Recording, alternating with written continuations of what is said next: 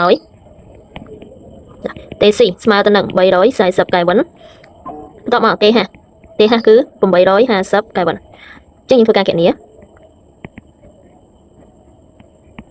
ចឹងយើងបាន EC ស្មើទៅនឹង1 ដក 340 នៅលើ 850 ចឹងយើងធ្វើការគណនាមកចម្លើយរបស់យើងឃើញមែនចឹងទិន្នផលដែលយើងរកឃើញគឺ 60% ណាចឹងយើងធ្វើការឆ្លើយដូចនេះចឹងដូចនេះទិន្នផលនៃម៉ាស៊ីនណា EC ស្មើទៅនឹង 60% ចឹងយើងរកឃើញទិន្នផលមួយចុងបន្តមកយើងទៅធ្វើនៅចំណុចខគណនាតម្លៃមធ្យមនៃអនុភាពរបស់ម៉ាស៊ីនណាចាគណនាតម្លៃមធ្យមនៃអនុភាពចឹងយើងមើលយើងតាមរូបមន្តរបស់វាចឹងតើតើជាមួយនឹងអនុភាពគឺពេចឹងពេលយើងរកតាមណាតើតើជាមួយនឹងអនុភាពចឹងយើងមើលដោយសារតែយើងទី1យើងស្គាល់ទៅលើអីទៅលើកំណគឺ1500 Joule និងរយៈពេល 0.25 វិចឹងយើងអាចរកអនុភាពឃើញទេបងចឹងអនុភាពពេលស្មើកំណធៀបទៅនឹងរយៈពេល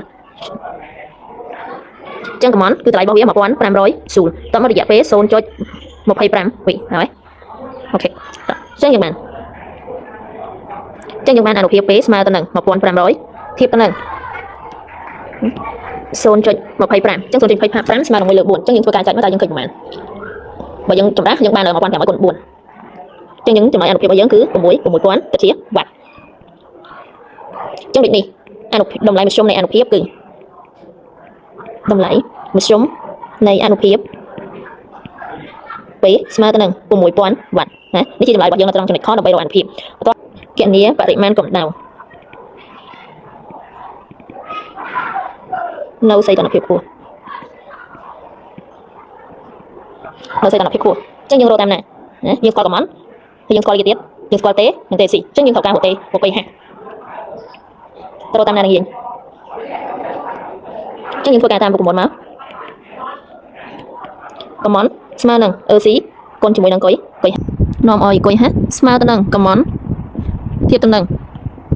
ទិន្នផលកម្ដៅចឹងទិន្នផលកម្ដៅគឺយើងរកហើយយើងរកនៅត្រង់ចំណុចកនេះដែលឃើញទិន្នផលរបស់វា 60% ចឹងកំណគេឲ្យ1500 Joule ទិន្នផលយើងរកឃើញ60ស្មើនឹង 0.6 ចឹងយើងធ្វើការគណនាមកបរិមាណកម្ដៅគុយហាស្មើទៅនឹង1500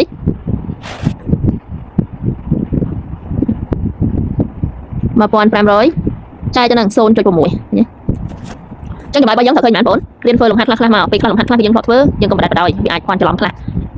ចឹងកម្ដៅយើងឃើញ2500 Joule ដូចនេះបរិមាណកម្ដៅ